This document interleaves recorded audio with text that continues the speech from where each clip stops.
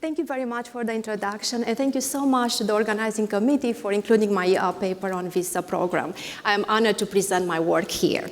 So today I'm going to talk about the single stock circuit breakers that are currently operational in the US and their market interaction during the recent pandemic. So after the flash crash of May 6, 2010, single stock circuit breakers, SSCBs, have been introduced in the financial markets in the US. They operated during the period 2010-2011 outside of open and close with a price band of 10%. However, there were some problems with the initial mechanism in that there were too many halts in large stocks, plus halts triggered by erroneous trades, which increased uncertainty in the market. Therefore, a second solution was introduced. That was the Limit Up, Limit Down, LULD, National Market System Plan to address extraordinary market volatility. Implementation started in 2013, and importantly, under LULD, circuit breakers are triggered by activity in quotes, not by trades. So rare events such as the COVID-19 crisis provide us with a unique opportunity to assess the extent to which circuit breakers interact with market dynamics during times of extreme market stress of the type that has prompted the introduction in the first place. So such events are characterized by extraordinary volatility that can destabilize the financial markets and potentially cause systemic risk. So it is important both from an investment as well as a regulatory perspective to determine whether circuit breakers operate as designed and to assess their impact on trading activity and market quality. Now, the existing literature, which mostly covers non-US data and earlier data, provides conflicting results regarding the benefits of having circuit breakers in place. So what I do in this paper, I identify the economic triggers for the recent circuit breaker mechanism. I link circuit breakers related events in some of the S&P 500 constituents to jumps in the spider, the ETF that tracks the S&P 500, which has implications for risk management and the valuation of derivative securities. I estimate the effect of circuit breakers on market quality, and I document their trading interference, which leads to market fragmentation during times of market stress. So by documenting inefficiencies associated with the current mechanism, and by discussing some refinements to alleviate unintended effects, the paper has immediate policy implications for the ongoing debate on the design of the US market structure and the related regulation. So to understand the circuit breaker mechanism, I'm going to cover some institutional details. The LULD plan prevents trades from occurring outside specified price bands or price limits, which are set as a percentage above and below a dynamic reference price, which itself is a 5-minute average of transaction prices. The reference price gets updated with a pro forma reference price every time it deviates at least 1% from it, where the pro forma reference price is continuously updated during the day as a 5-minute arithmetic average of the previous trade prices. Now, the price bands differ for two groups of securities. So there is a group of large securities called Tier 1, members of S&P 500, Russell 1000, some high-volume ETPs, and the rest of the market called Tier 2. And you can see on this slide the price bands under the original plan, which was valid until February 24, when Amendment 18 to the plan was implemented. So we see that they are tier-specific and also price level-specific within the tier. And under the plan that was valid until February 24, price bands were doubled during the open to allow for overnight news to be impounded into prices, and during the close when market makers are closing the books. Under the new version of the plan, the doubling of the price bands during the open has been removed, as well as the doubling of the price bands for Tier 2, large Tier 2 securities during the close. Now, the Limit Up, Limit Down plan introduces this novel concept of a limit state, when one side of the market for a security is outside of the applicable price band and the other side hits the price band. The limit state lasts for no more than 15 seconds, and its purpose is to keep momentary gaps in liquidity from causing a rapid and large price change. We also have trading pauses which get triggered if the limit state lasts for 15 seconds. The trading pause can last for 5 minutes, and its purpose is to facilitate fundamental price moves. So as stated in the plan, these limit up, limit down requirements would be coupled with trading pauses as defined in section 110 of the plan to accommodate more fundamental price moves as opposed to erroneous trades or momentary gaps in liquidity. And finally, we have straddle states when one quote is outside of the applicable price bands and the other one is in between. Straddle states have no limit on how long they can last, and they can also end with a trading halt. And here there is a simulation of a price move for a stock. You'll see in blue and yellow the bid and the S, the transaction price in between. The dashed black line is the pro forma reference price. The red step function is the reference price, and you can see the price bands around the reference price. They drop in half at 9:45, so after the open. And if we zoom in, if we zoom in on the highlighted area, we see that the stock enters the limit state, the yellow shaded area, and then because costs don't revert between the price bands, there is a halt state for 5 minutes. Trading reopens with a reopening auction. Good.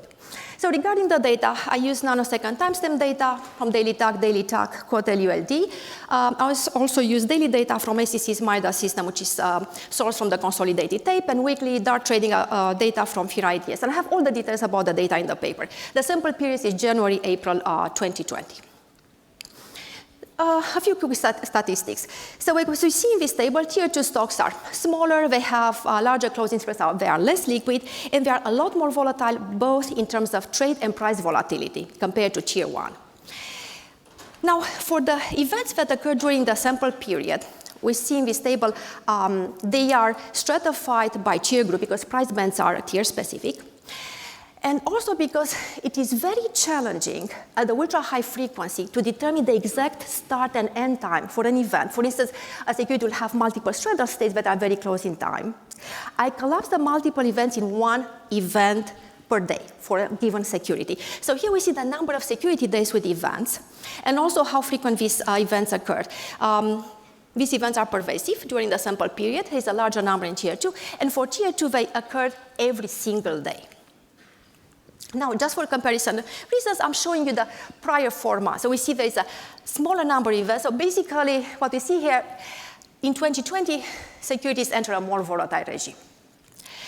Good. Now, because price bands are also time-specific, I look at these events stratified by time of day. So I look during the open, the first 15 minutes of the trading day, and out of the open. And because the price bands, the doubling of the price bands was removed after February 24, I look at the results before and after February 24. We see that there are more events after February 24, but more importantly here, there is a disproportionate number of events during the open, although the open just counts for 3.8% of the trading day, and this is valid for all events. And here we can see the time series of these events, tier 1 on top row, tier 2 on the bottom row, so they mostly occur after February 24. Good. For the trading halts, I exclude halts that occur in the last 10 minutes of the trading day because in that scenario there is no reopening auction, there is a predetermined closing procedure that is applied. I also make sure to exclude halts that do not qualify as LULD pauses, halts that are not preceded by limit or straddle state. Also, I isolate the effect of the LULD circuit breaker from the short sale circuit breaker by excluding halts triggered per SEC Rule 201. And I also disentangle the effects of the single stock circuit breakers from the market-wide circuit breaker by excluding halts triggered by the latter mechanism. Okay. Now, to determine whether circuit breakers operate as designed, it is very important to identify the economic triggers for them. So after a trading halt, the price can move in the direction it moved before the halt. This will be in line with the plan. Or it can revert back to its pre-suspension level. Under the former case, when trading resumes, I expect to see price continuation, which is a scenario consistent with an asymmetric information hypothesis where the arrival of fundamental information gets permanently incorporated into prices, and in this case, the halt is a news event. Under the second scenario, when trading resumes, I expect to see price reversal. In this case, the scenario is consistent with an inventory control model where dealers rebalance their positions during the halt, and in this case, the halt is an illiquidity event. So basically, informed order flow gets permanently impounded into prices while price pressures revert. Now, to understand the economic triggers, we need to go to high-frequency price formation. At high frequency, the observed price P tilde has two components. One is the permanent component, the fundamental value, that reflects the incorporation of new information into prices that arises during the price discovery process. The second one is the deviation, or microstructure friction component, This one can be due to trading demands of impatient, uninformed traders or the risk exposure of inventory risk exposure of financial institutions. It reflects the existence of trading frictions in the market, and it's transitory. It reflects actually illiquidity. Now, the fundamental value follows the stochastic differential equation that you see on this slide, where QT is a pure jump Levy process. If we divide each leg into M subperiods, the fundamental value follows the stochastic continuous semi-martingale plus jumps. The intraday return R tilde has two components, like the price return, like the price process. The fundamental return R has a stochastic order of big O of square root of delta. This means that there is slow accumulation and processing of information over short intervals of time. Mu has a stochastic order of magnitude big O of 1, which is justified by price discreteness and bid-ask bounds. So basically, these stochastic orders tell us that the fundamental process moves at a much lower frequency compared to the deviation process. Now, the variance of the observed return has a two variance component model. So we have the variance of the permanent component, var of R, and the transitory variance, var of mu. Larger liquidity leads to larger variance of the transitory component. So basically, what the plan does by trying to address extraordinary volatility, it tries to keep markets operationally liquid during turbulent times. Okay. Good. So to identify the economy triggers, let's go back to the price formation. In the absence of fundamental news, the security price will follow the diffusion part of this stochastic equation. When fundamental news arrive, they get recorded in the jump component, and they get permanently incorporated into prices, which leads to a price trend. Meanwhile, any momentary gaps in liquidity are captured by the deviation component, the transitory component psi. So to identify the economic trigger, I look at the price trends before the halt and after the halt.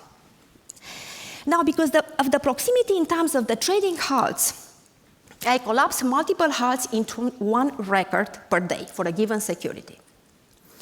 Now, collapsing the multiple halts into one record together with the transitory nature of the psi component works against detecting halts driven by liquidity in the presence of fundamental news, which means that I'm undercounting the number of illiquidity-driven halts, which are not in line with the plan, while at the same time I'm overcounting the number of news-driven halts, which are as designed by the plan.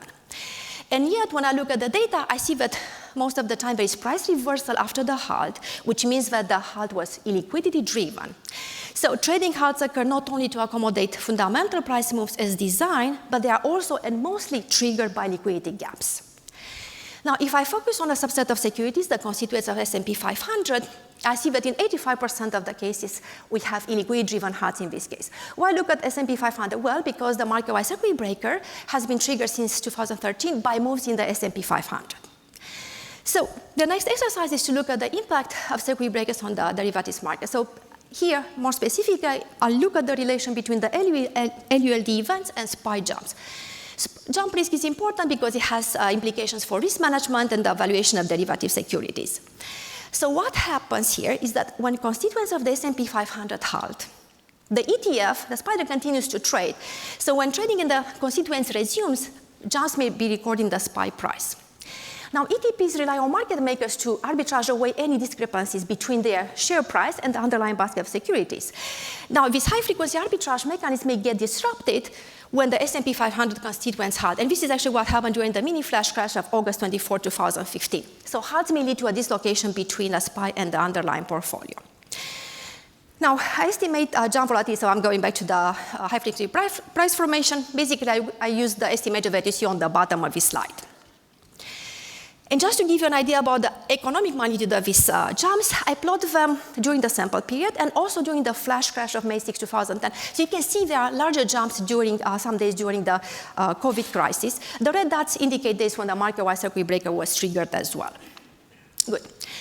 So in regressions of daily SPY jump volatility on LULD events, I find that there is a positive and significant relation between the number of halts and SPY jump volatility, which is smaller in magnitude when controlling for the market-wide conditions as captured by the VIX index, but still significant. Now, some of the halts are news-driven, and I expect a jump to occur in this case. So now I focus only on illiquidity-driven halts. I see that the economic value is slightly smaller, but results are still significant. And finally, if I include all the events that lead to delays in trading, I find a large economic magnitude and significant results. Good. So after we saw these results in the derivatives market, now let's go to equity market. So under the LULD plan, all securities are subjected to trading delays and interruptions. Therefore, I cannot build a control group to do a difference in differences test. So instead what I do, I use the regression discontinuity design, RDD. RDD is a quasi-experimental design that focuses on observations around the threshold to determine the causal effect of a treatment. The threshold here is when a security enters a limit or a straddle state. The treatment, when it follows by a halt. The specification is the one that you see on this slide. Alpha captures the treatment effect. The metric of interest is going to be illiquidity or price efficiency. It's going to be computed as a cross-sectional average at the day level across the securities. To increase the precision in the estimates, I use a control vector where I include average code volatility and average log volume. So here we see in the top row securities with one halt, and bottom number of securities with multiple halts. In all these plots, we see that halts occur actually mostly after February 24. So this is where I'm going to focus this exercise on this sample period from February 24 to April 30.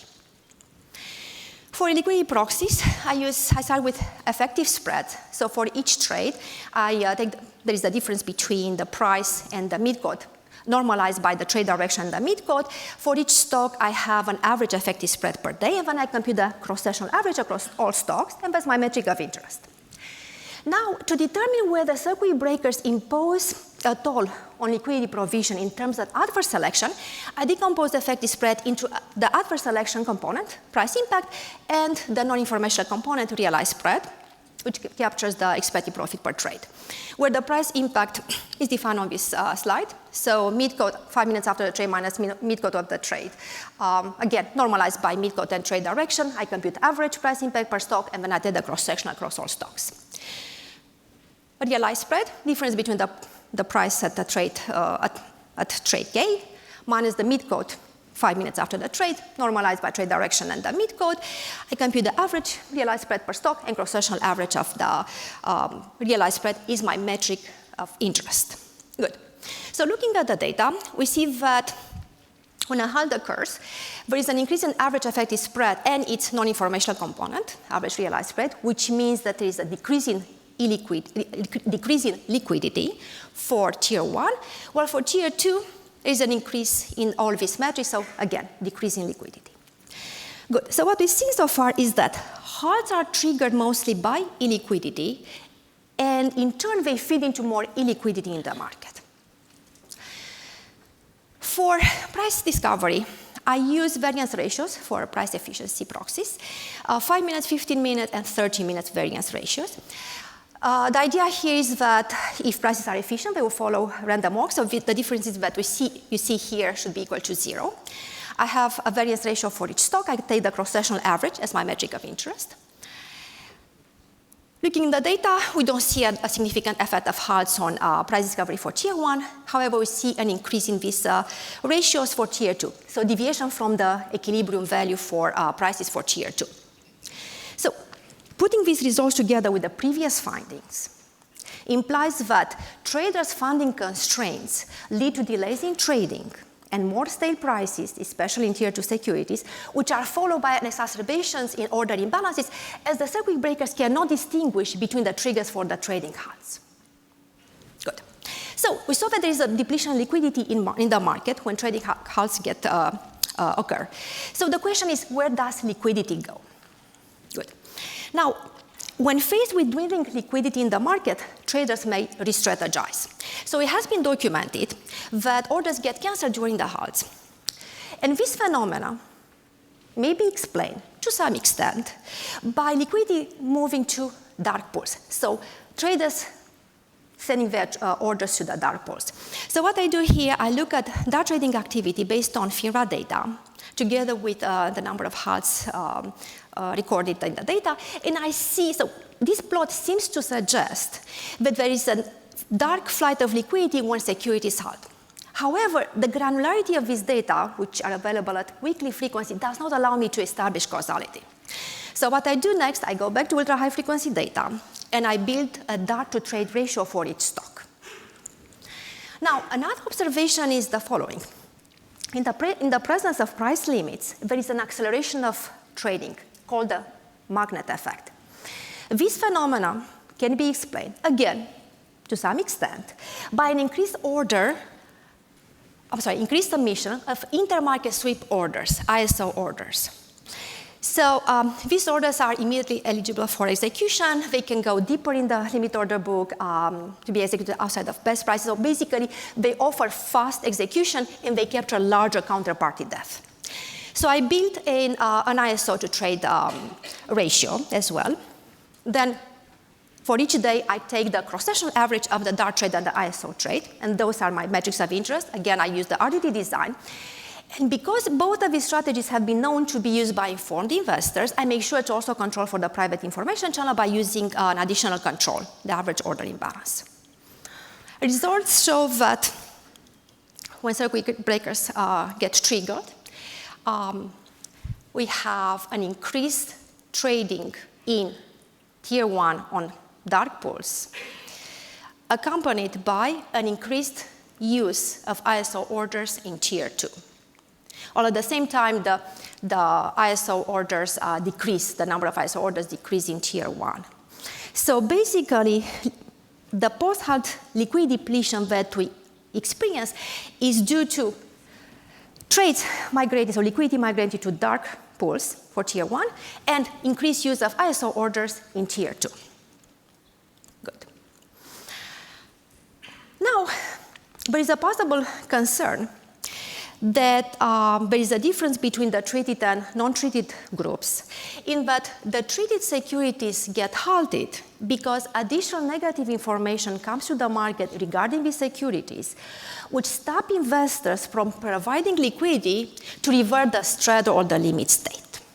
So to address such a concern, what I do, I refine my treated group, so I only select those securities with illiquidity-driven HALTs.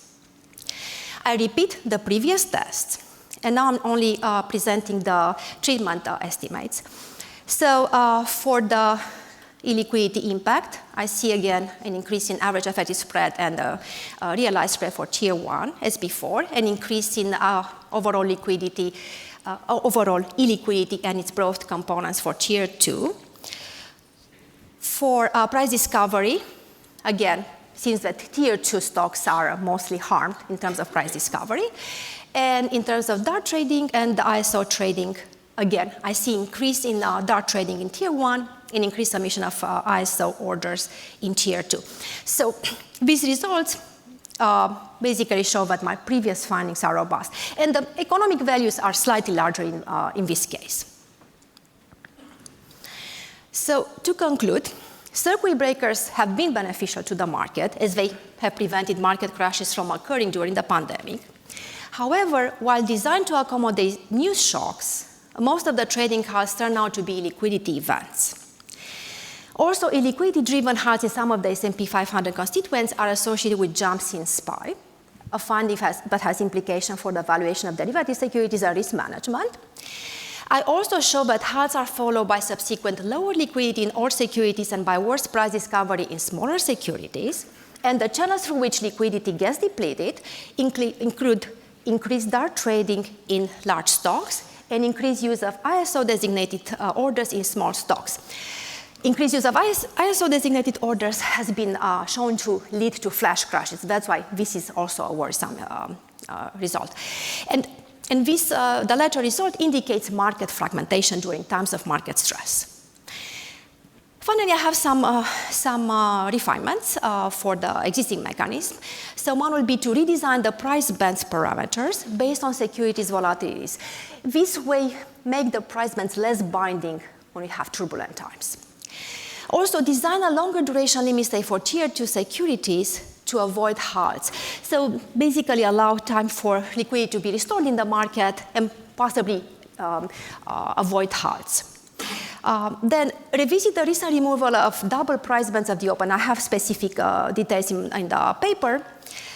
And there is need to keep a close watch on the levels of dark trading and ISO usage during times of market stress, as both of these strategies deplete liquidity in the lead market exactly when it's needed the most, when it's crucial in the lead market. And finally, there is need for a better coordination between the spot and the derivatives markets. Thank you very much for your time. It's a great privilege to be here. I want to thank the organizers for including me in this delightful event in honor of Pete and his fundamental paper, and the opportunity to discuss this very interesting paper on circuit breakers. I sort of often lately, now that I've gotten much older, I often think, there's a lot of people in the audience, they have no idea why I'm on these programs sometimes. So I often find it useful. I've now adapted a model where I have a slide that sort of tries to speak to the issues.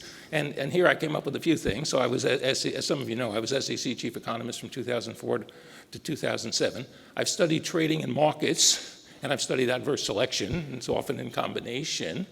I've been an admirer and friend of Pete's throughout his career, even in his days as a young faculty member, we were just chatting about at Princeton, and an admirer and a student of his path-breaking paper. And then finally, and perhaps this was relevant too, I'm not sure, my PhD is from Penn, in any case. So let me try to frame the paper a little bit.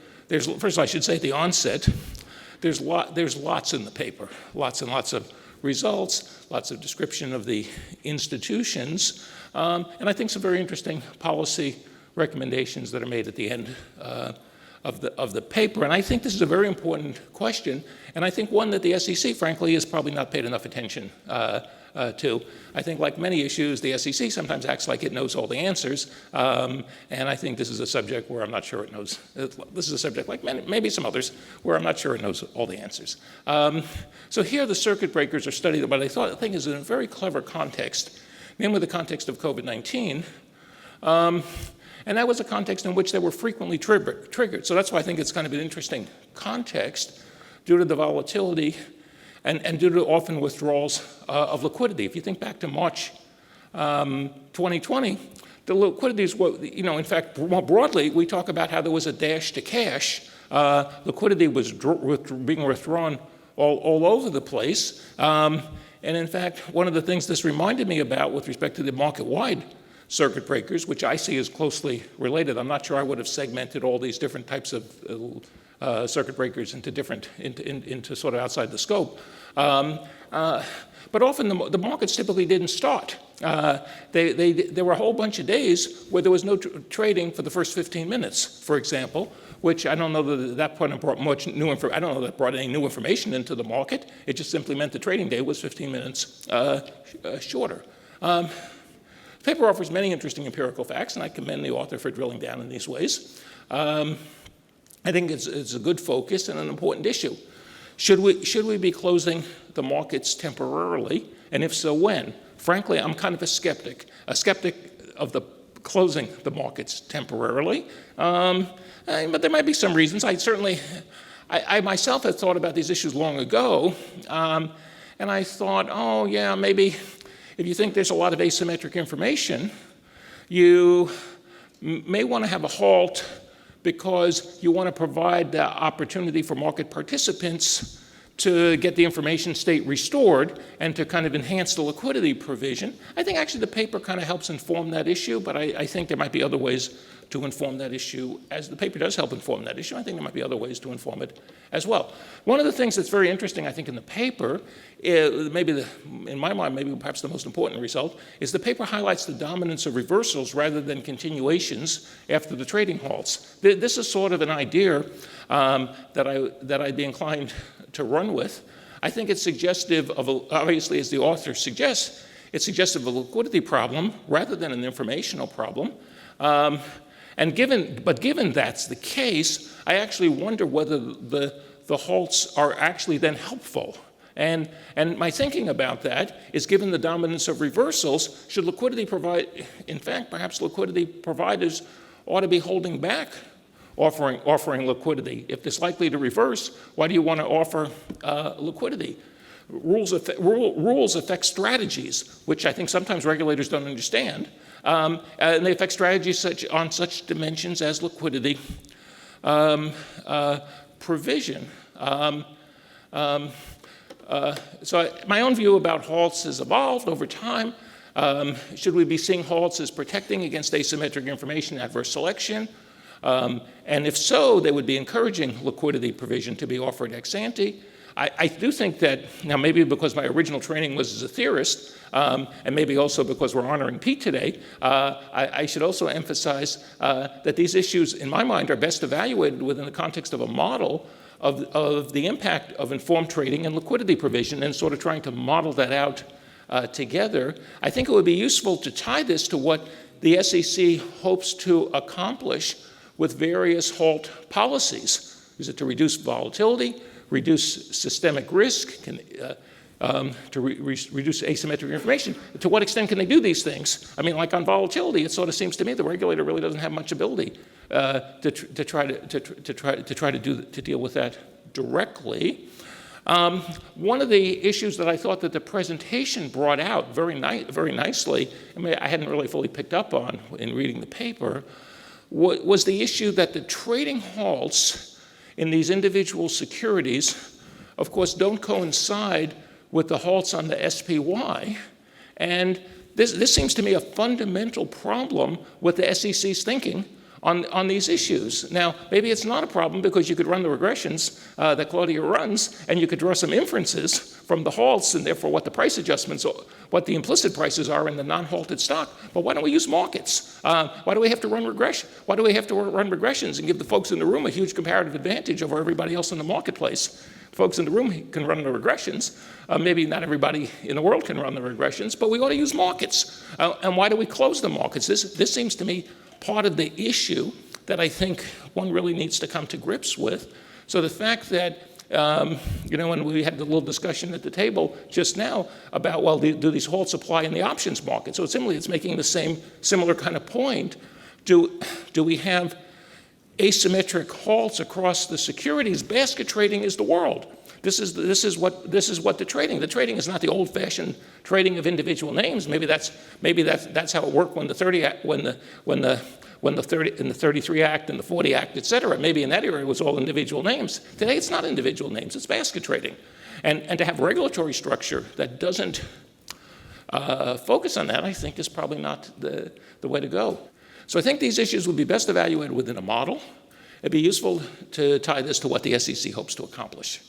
Now, so, this points to some of the challenges already. I've already pointed to some of the challenges with respect to design. Let me point to some others. To what extent are these policies, are they intended to operate ex ante, ex post? Presumably ex ante policies obviously are decided. It doesn't make much of a sense to have ex post policy where somebody just arbitrarily comes in and says, well, we're going to close the market right now. But then I want to raise a different kind of question. Do we have enough data to generate these? How could we have enough data to generate these? In some respects, we only have small samples of extreme events. So there's a whole issue of representativeness when we design these policies. We pick these policies in advance. We don't pick these policies ex post when we saw what was the flavor of the day with respect to extreme events. We pick the policies ex ante. And for anybody to think that the prior scenario where the policies were invoked is going to be the next scenario, I don't know what they're smoking. This is not how the world works. At a higher level, so we had the Sarbanes-Oxley. Now, this is not to criticize any of these laws, but we had the Sarbanes-Oxley Act. But then some people acted like with surprise, oh, that didn't prevent the great financial crisis. Well, we should learn from history. I fully agree with that. But we shouldn't be fooled here thinking, well, just because this is not a criticism of the paper, of course. This is a criticism of maybe more regulatory thinking. But we shouldn't just think that this is everything that we hope to know, we can know. to what extent is this representative of what we want to try to achieve in the future? How do we weight the COVID and other unusual events? There's obviously different kinds of unusual events that might occur. I thought one of the interesting points the paper also highlighted, maybe not so much a focus right now in the presentation, but was the role of dark pools versus lit markets. So trading in the dark wasn't closed. I actually hadn't realized that does raise a whole bunch of issues also in my mind. All kinds of asymmetries in SEC thinking. Why trading in the dark should be treated differently, I'm not quite so sure. Sometimes the paper also drifts a little bit into what I'll call SEC orthodoxy, such as implicit criticism of dark pools not helping price discovery. I view that as SEC orthodoxy. I think there's a few other examples in the paper. My view is that it's more complex. One sometimes misattributes price discovery across platforms because of issues with reporting lags and the ecosystem of wholesalers across dark and lit platforms. And this is a theme that comes up in some of my work with Tom Ernst, in particular in a paper in collaboration with Jonathan Sakobin at FINRA. So I've offered a number of suggestions along the way. So let me offer maybe more like some expositional suggestions and also some suggestions for the SEC. So first, there were various types of closure triggers. I might be inclined to maybe lay those out sort of in some kind of systematic table or graph. And I might also be inclined to even analyze all of them together. I'd also be inclined to look at that not only during the COVID, but also over time. I think this is an area where SEC policy has been confused over time. Certainly key statistics for the various categories summarized might be helpful. It's also helpful to highlight policy conclusions, in fact, in the presentation, and obviously even at the end of the paper.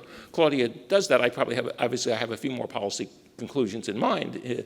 I would use theory to a much greater extent, both because the questions hinge considerably upon adverse selection information and liquidity provision, and the policy issues are conceptual at their core. I think they're much more conceptual than empirical, just because of the nature of the data and the nature of extreme events and the like.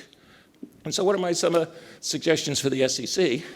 Well, maybe not quite for the SEC, but I encourage healthy skepticism about SEC views and policies. Maybe you wouldn't think that I was a former chief economist, but maybe you might think I was.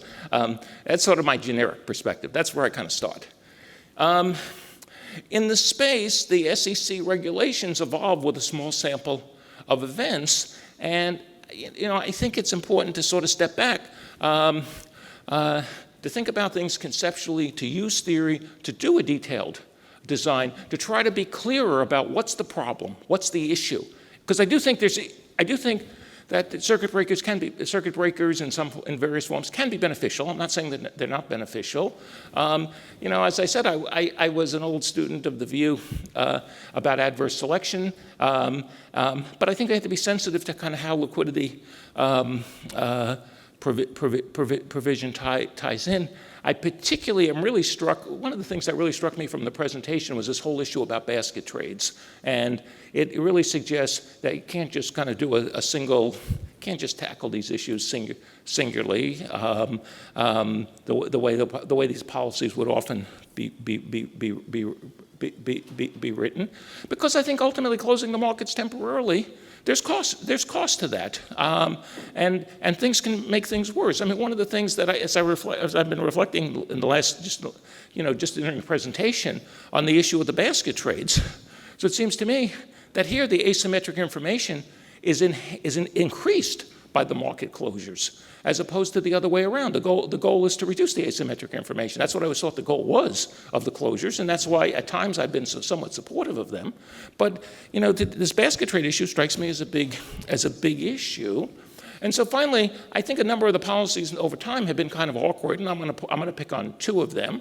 So one, which I think was maybe in this space somewhat narrowly, was what happened in 2010.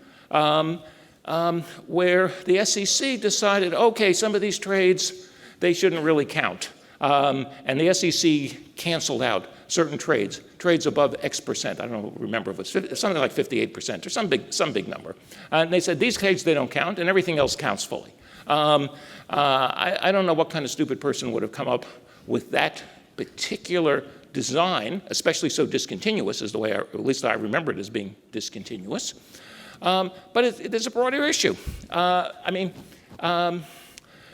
It's very problematic to do this ex post. And people were doing basket trades, and the cancellations were, even though they're fully predictable ex post, they were completely unpredictable ex ante. So you had a big problem with that. And the second example was March 2020 in a different context, which I observed directly, which was that those pandemic delayed openings, they were completely useless. Just starting the market 15 minutes later, that just meant the trading day was 15 minutes less. But what was the I don't know what else we were learning from the 15 minutes, except there was a lot of volatility. Did these help? Did these avoid the crashes?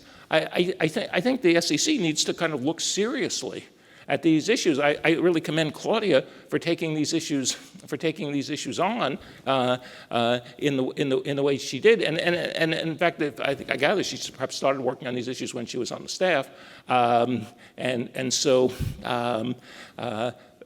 So it's good that there was some effort along those there's some effort along those lines. But I think in terms of the policies, I think there's more that needs to be done. Yeah, thank you for an interesting paper and also interesting comments by Chester. So I wanted to just ask, what are ask if you agree with my views on what the various reasons are for potentially having trading halts, and which of these make sense. So if you go back to the era of human trading, one reason for having trading halts is that you didn't want to have errors because the cost of fixing the errors was going to be really, really high. And you might have some disgruntled traders who were facing bankruptcy who would cheat, by claiming an out trade when it didn't occur. All right, that's one reason. I would think that there's less of a reason for having those kind of halts in today's markets. They're particularly applicable to the futures market. And then a second type is to give time for brokers to make margin calls. So if you can turn out the lights so nobody knows whether the price has moved one way or the other, then maybe traders will make margin calls rather than find out the truth and then just default and walk away. Then there's another one, which is what Claudia was addressing, is helping to bring liquidity to the market when there's maybe a disruptive trade going on. But then on the flip side of that, or maybe supporting that, there are people who might want to put a very high or very low print out there just to disrupt the market, to trigger stop loss orders or something like that. And then finally, a motive to have circuit breakers is what Chester mentioned, which is to avoid ex post cancellations. So if the SEC is going to come in and cancel the trades ex post, they might as well have a circuit breaker to prevent that situation from ever occurring in the first place. Which of these are legitimate reasons for circuit breakers, or maybe none of them? Well, so under the plan, remember that the limit state is put in place to address momentary gaps in liquidity. That's why it lasts only 50 seconds. The idea is that within 50 seconds, the limit order book should be replenished, so practical liquidity should come back to the market. Now, the 5-minute trading halt has the role of protecting the market against asymmetric information, with the idea that within 5 minutes, information should be disseminated across all market participants. Now, remember that in the previous mechanism, the single stock circuit breakers that were implemented during 2010, 2011, the circuit breakers were triggered by trades, and therefore these erroneous trades had to be canceled later on under the clearly erroneous trades, which increased uncertainty in the market, right? Now, under LULD, the activities the circuit breakers are triggered by activity in the quotation system. The idea is to prevent having to cancel such trades, so have less uncertainty in the market, therefore. So you make some very, very good points. Now, of course, we have different trading strategies in the presence of circuit breakers. So one, as I mentioned, is when traders cancel their orders in the lead market and they divert them to the dark pools. And by the way, thank you very much, Chester, for your excellent discussion. And regarding the dark pools, in the paper, I do mention that in general, they are beneficial as they offer alternative access to liquidity to market participants. But during illiquid times, they suck up liquidity from the lead market. So we have the dark trading, and then we have the submission of ISO orders. And as you say, you can have large orders. You can have, have trades, way large trades. But remember that the acceleration, so what is the incentive of submitting this type of orders? If I behave in the way that you mentioned, and I submit this aggressive quotes, basically I accelerate the probability of the stock hitting a limit state, right? And then probably the stock enters a halt, which means that at the reopening auction, then I'm going to be met by lower liquidity across all stocks. Or if, let's say, I have some information, I'm privately informed, but I want to act as a noise trader, and let's say I have information in most likely in small stocks, which are less covered by media, then I'm also met by prices that are away from the equilibrium value after the reopening. So what is my incentive to do that? That's the question. And I didn't see a paper on this area. It's an interesting topic. Yeah. Thank you, Pete. So maybe I can also just briefly add a couple of comments. So I think Pete raised some. Well, I think the question of what one's trying to accomplish is the crucial question. I thought Pete raised some interesting ones, in particular the margin issue, which I think is potentially an important one. And I also think that if these things would help on asymmetric information, that would be very useful. But I'm kind of skeptical about that, especially given the importance of basket trades and all the cross effects. But I thought at least some of the items on your list they're sort of perfectly sensible. I think the kind of the routine kind of argument, we want to reduce volatility. I think that's kind of a silly. I think that's a silly argument. Next, Larry. I have a couple of unrelated points. First, to add to Pete's list of why the SEC may do this, the regulators at the SEC, like all other regulators and frankly all other people, are risk averse. And because if they do something, now in this case ahead of time, then something bad happens. Well, we tried, But and often they just do this in response to volatility. And so when that's the motive, then what they do is they tend to create circuit breakers that aren't going to be tripped too often, or where the trips aren't all that significant, which I think is perhaps this case. To get to Pete's question about why they do this, one place to look might simply be to look at the commentary letters on the initial proposal and find out who actually cared about this. And they may even tell us why they care. What they tell us may not be as informative as who they are, but it's still potentially useful. And then finally, through the miracles of cellular communications, I learned that limit up and limit down does not close the underlying option markets, but the markets close anyway. So they tend to close in halts. But it got me to thinking that we might be able to learn something about implied volatilities before and after these halts. I'm sure that they increase after the halt, but the question is the increase greater or less depending on whether there was a reversal or not. So to what extent is the option market able to understand what's going on? That would be interesting. Okay. So, Yes. so one small comment on this point about what happens afterwards. So I think it's also interesting what happens before, and I think it's important to understand that what happens before is not the same with these rules as opposed to without the rules. And I think this is sort of another issue where perhaps some of the regulatory community doesn't quite understand. And it kind of reminds me of in the money market fund regulation of the idea of putting on a gate and thinking, oh, the gate will head off the run. Well, not necessarily. The gate, I presume the gate is just going to move up the timing of the run. And I think that what's sometimes called the gravitational effect here is I think is sort of similar.